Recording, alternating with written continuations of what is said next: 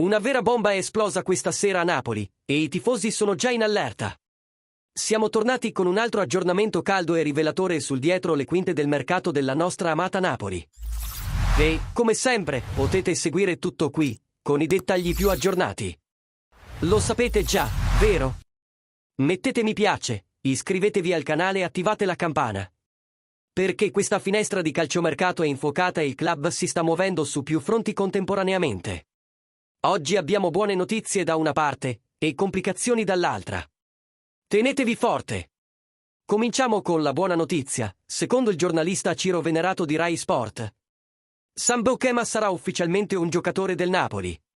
Dopo un mese di intense trattative, il difensore olandese ha finalmente trovato l'accordo con il club di Antonio Conte per 30 milioni di euro fissi, più 3 milioni di bonus. Le visite mediche sono già fissate per mercoledì e il contratto avrà una durata di 5 stagioni. Un rinforzo strategico per la difesa azzurra, che con l'arrivo di Boukhema guadagna solidità, lettura del gioco e disciplina tattica. Conte considera Boukhema un giocatore essenziale per implementare il suo sistema a 3 difensori e pressing alto.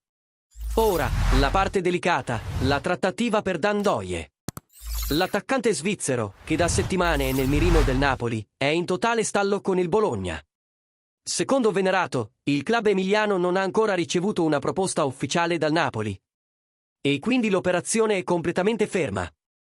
Il Bologna non è incline a facilitare la vendita e il giornalista descrive lo scenario come un vero braccio di ferro.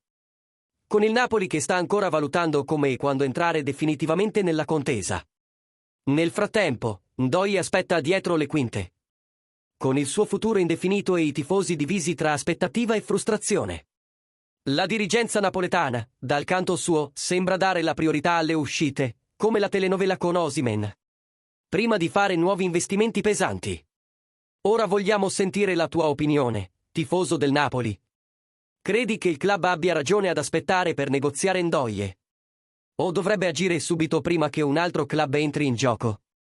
E cosa ne pensi dell'arrivo di Boukhema?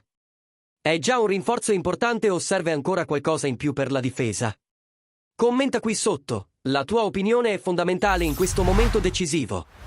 E se ti è piaciuta questa copertura diretta dal dietro le quinte della Rai, lascia un super grazie e rafforza il canale per continuare a portarti tutto in anteprima. Alla prossima, e forza Napoli!